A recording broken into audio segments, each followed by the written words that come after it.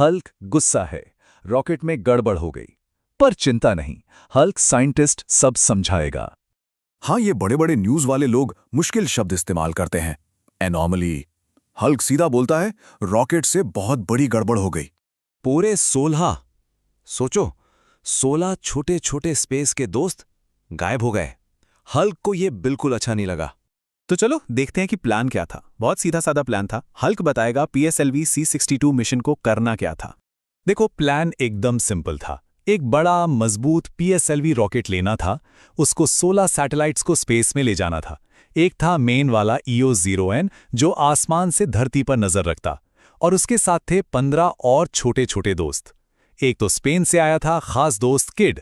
तो फिर गड़बड़ कहाँ हुई जिससे हल्क को इतना गुस्सा आया? बात है रॉकेट के तीसरे हिस्से की, तीसरे इंजन की। उसे जोर का धक्का लगाना था, लेकिन वो तो सो गया। हाँ, ये साइंटिस्ट लोग फिर से एनॉमली, कितना मुश्किल शब्द है।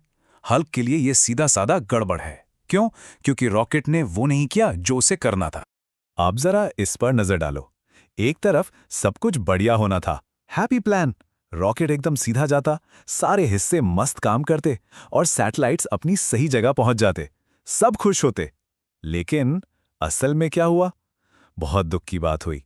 तीसरा इंजन सो गया, रॉकेट बेचारा डगमगाने लगा और सारे सैटेलाइट्स खो गए।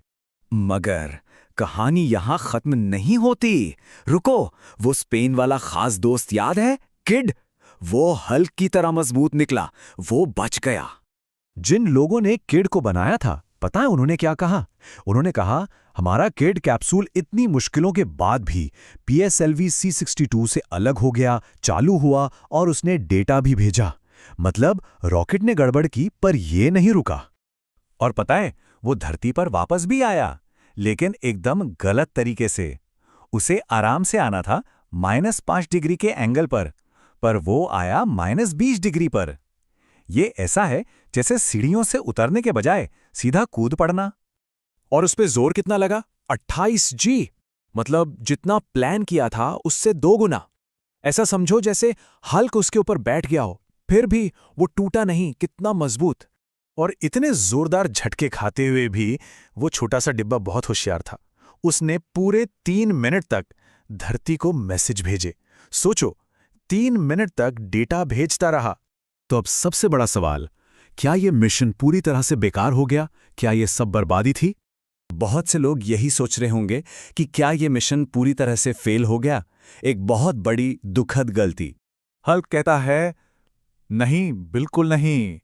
साइंस में कभी-कभी एक जोरदार SMS भी एक स्मार्ट SMS होता है, क्योंकि हम गड़बड़ियों से ही सीखते हैं। देखो, हमने क्या सीखा? इसरो अब उस सोने वाले इंजन को और भी ज्यादा मजबूत बनाएगा। स्पेन के दोस्तों को पता चल गया कि उनका किड तो सुपर टफ है। और सबसे बड़ी बात, मुश्किल हालात में भी टेक्नोलॉजी कैसे काम करती है, इसका डेटा मिला। यही तो साइंस है। कोशिश करो, गलती करो और सीखो। ऐसे ही और अपडेट्स के लिए हल्क साइंटिस्ट को सब्सक्राइब कर लें। Hulk out.